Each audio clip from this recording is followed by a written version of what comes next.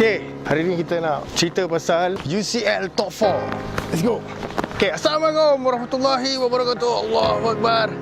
Okay, hari ni aku nak cerita pasal Top 4 UEFA Champions League, di mana kita tahu tinggal 4 pasukan yang akan berentap sebelum masuk ke final dekat Atletico. So 4 pasukan tu adalah Ajax, nombor 2 adalah Barcelona, nombor 3 Spurs, dan yang terakhir sekali adalah Liverpool. Aku nak ceritakan di mana fasa quarter final tu nak bergerak kepada semi final lah. So kepada fan-fan Man U, fan Manchester lah yang cerita, Man City, Man U, Allahu Akbar, Allahu Akbar lah. Sekuat macam tu pun korang kan gagal juga masuk sini, kesian. Okay, nombor 1 adalah Barcelona. Kita tahu Barcelona yang dah pun diundi, lepas ni dia akan masuk grouping yang akan bertemu dengan Liverpool. Dah Klopp. So kita tahu prestasi Barcelona pun cukup memberangsangkan disebabkan ada Lionel Messi kan, biasa ayam tambatan. So dorang kalahkan Manchester United. Manchester United yang dikabarkan boleh pergi lagi jauh, nampak gayanya gagal. Okay, so Solskjaer, what happened? Okay, Solskjaer ni katanya selepas dia sign kontrak 3 tahun, macam-macam terjadi kat Manchester. Streak kalah kan baru-baru ni. Diorang kalah kat Wolves, kalah kat FA Cup dengan Wolves juga. Kemudian dan tak berjaya melangkah ke seterusnya dalam Champions League ni bila tumbang kepada Barcelona. Okay, first leg tu aku dah tahu mungkin diorang bagi satu tentangan yang kuat lah, sebab diorang dapat skor 1 je. Tapi bila kat Nou Camp, gagal Man U. Boleh nampak lah dominasi tiki taka tu masih lagi berbisa. So stay tune untuk Liverpool yang akan bertemu dengan Barca tu lah. Dan apa yang aku harap, dia akan jadi satu saingan sengit. Okey, jadi pasukan kedua yang aku nak cerita adalah Liverpool, iaitu pasukan kendalian Jurgen Klopp. Kita tahu Liverpool ni tengah power betul dekat Premier League dan dia pun tengah fight dengan Man City. Dia memang tengah konsisten sebab tak ada player-player yang injured. So diorang still boleh pakai Salah, boleh pakai Mane, diorang still ada Firmino, and jentera tengah diorang pun tengah sedap. Ada Naby Keita tengah form sekarang, dibantu dengan Henderson lah. So aku harap Liverpool ni bakal bagi satu tentangan yang sangat kuat kepada Barca, sebab Barca ni dah memang dominan dekat UCL. So aku harap Liverpool ni bukanlah calang-calang tim yang setakat sampai semi lepas tu dia drop out macam tu kan. So apa yang aku boleh harap, Salah tu boleh betul-betul fight dengan Messi, sebab dua player ni adalah dua player penting Champions League punya match ni, iaitu Barca against Liverpool. Dan lagi satu juga, kegemilangan Liverpool dekat Champions League ni kalau boleh diteruskan lagi lah. Last season diorang kalah dengan Real Madrid kat final. Mungkin this season diorang nak revenge, tapi still jumpa tim Spanish, biggest team iaitu Barca. Kita nak tengok fight antara dominant of Premier League tu dekat dalam Champions League. So aku harap one of team yang berjaya lolos ke final tu Liverpool lah. Sebab selalunya kita akan tengok biggest team daripada Spain yang akan dominankan kat final Champions League ni kan. So aku harap Liverpool tolong jangan buat masalah lagi, bagi fight kau-kau. So kita tengok Salah versus Messi tu betul-betul adalah game yang terbaik pula. Okay, next aku nak cerita pasal 2 pasukan yang underdog yang berjaya lepas separuh akhir Champions League. Tim yang pertama aku nak cerita pasal Ajax.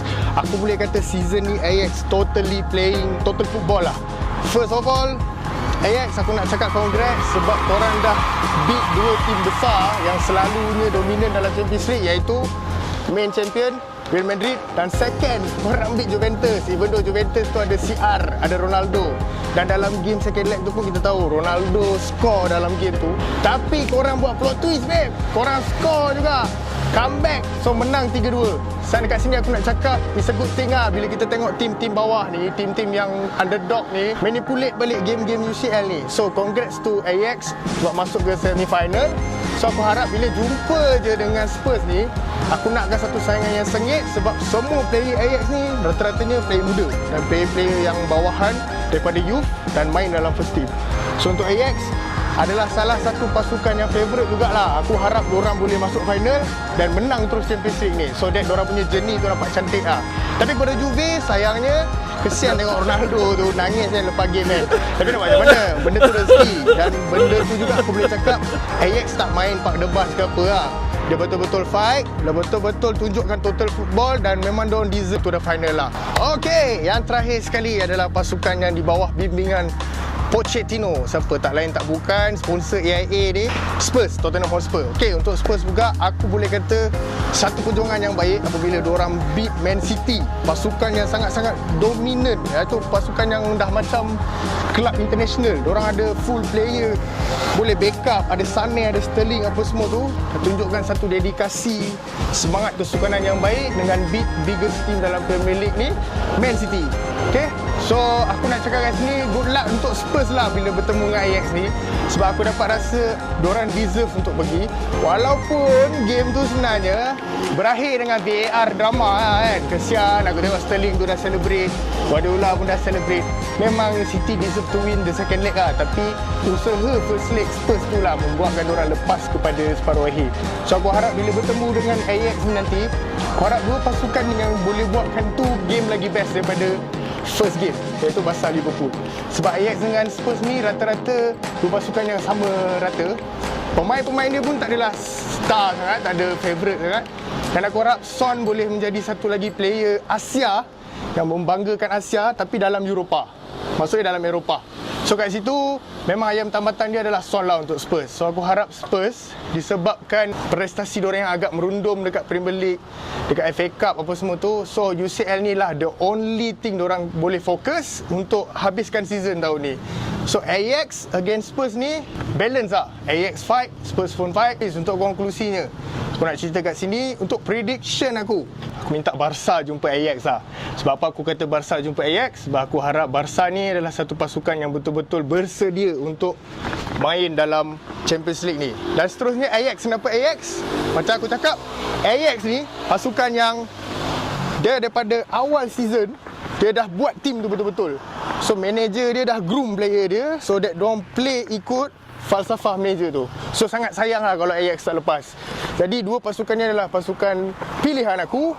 Jadi kalau korang semua dekat luar sana ada pasukan-pasukan tersendiri, kepada korang, teruskanlah support pasukan korang tu. Tapi prediksi aku adalah Barca against Ajax. So kepada fan Man U, fan City, juga fan Juventus, fan Real Madrid, sorry lah, season ni bukan season korang. So kita jumpa next season lah menu sekalian, Madrid sekalian. Jangan lupa subscribe Lupo TV. Kita tunggu next video. Aku harap prediksi aku ni betul lah. So aku nak sambung bersukan. Stay tune and ciao. Allah.